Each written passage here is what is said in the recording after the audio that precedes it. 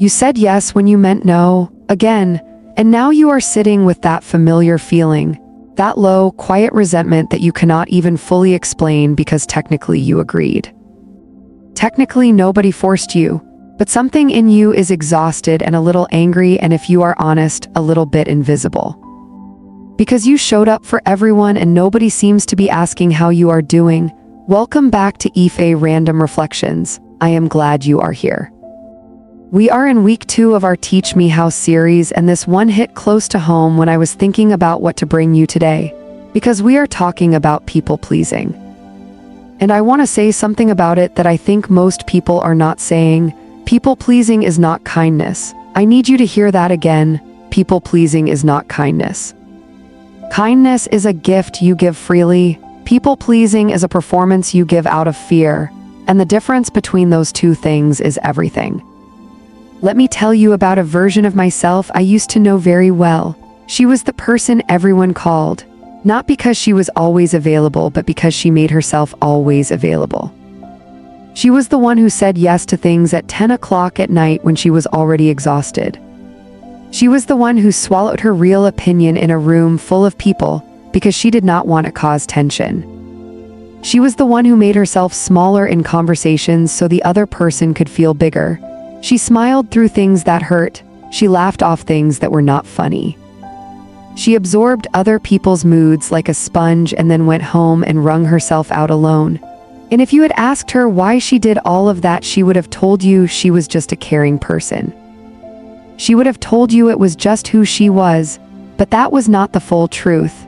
The full truth was that somewhere very early, she learned that her value was connected to her usefulness. That love was something you had to earn by being accommodating. That the moment she stopped being easy to be around, people would stop choosing her, so she made herself easy. She made herself agreeable. She made herself into whatever the room needed her to be, and she called it being a good person. It took a long time to realize that what she was actually doing was disappearing. Slowly, politely, with a smile on her face. People-pleasing starts somewhere. It almost always starts in childhood. Maybe you grew up in a home where keeping the peace was survival, where expressing your real feelings made things worse, not better. Where love felt conditional on your behavior, your mood, your compliance. So you learned to read the room. You learned to adjust yourself before anyone had to ask. You became fluent in other people's needs and almost illiterate in your own. Or maybe it started in friendships or relationships, where you realized that the version of you that had opinions and boundaries and edges made people uncomfortable. And the version of you that went along with things kept people close. So you kept going along, not because you did not know your own mind, but because you discovered very early that your mind was not always welcome. And here is the painful part: it worked. That is why you kept doing it. The people-pleasing got results. People liked you, people called you easy to be around.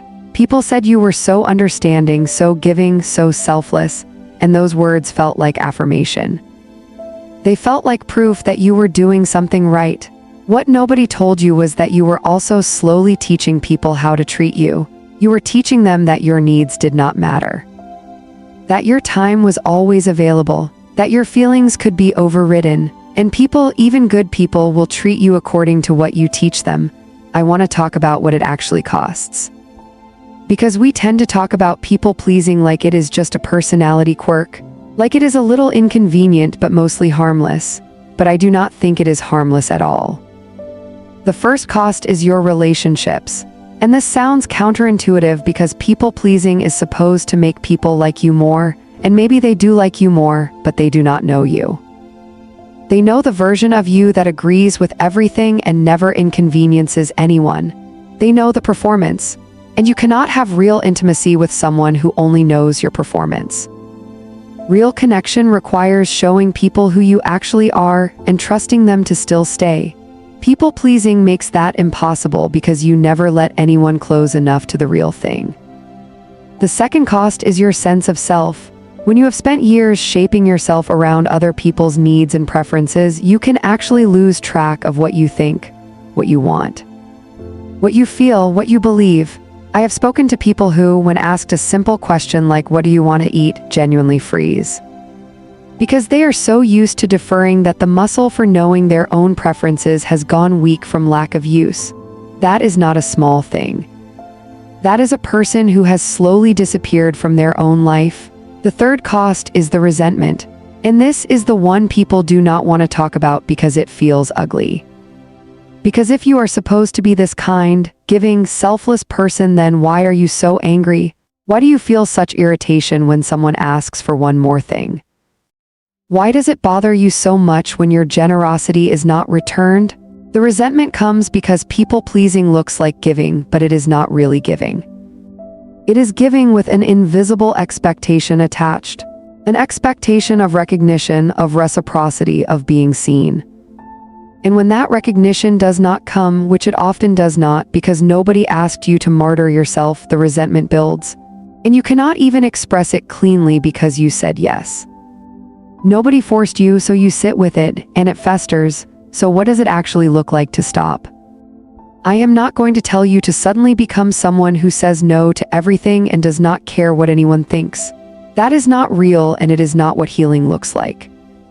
Healing looks like learning to tell the difference between genuine generosity and fear-based compliance. Healing looks like noticing in the moment whether you are saying yes because you actually want to or because you are afraid of what happens if you say no. That pause. That 1 second of asking yourself, do I actually want to do this, is everything. Because most people pleasers do not pause, they respond before they have even registered what they feel.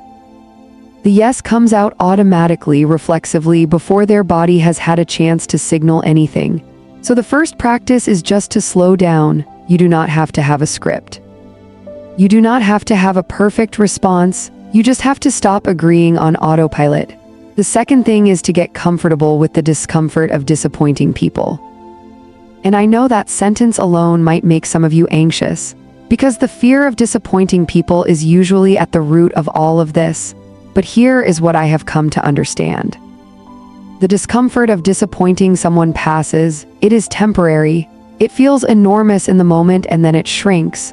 But the discomfort of constantly betraying yourself does not pass, it accumulates. And one day it comes out sideways in ways that are much harder to manage than a simple no would have been. The third thing, and this is the one that takes the longest, is to rebuild a relationship with your own needs.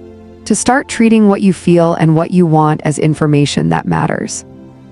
Not more than other people's feelings, but not less either. Just equally, just as valid, just as worth considering. You are allowed to be a factor in your own decisions. You are allowed to matter in the equation.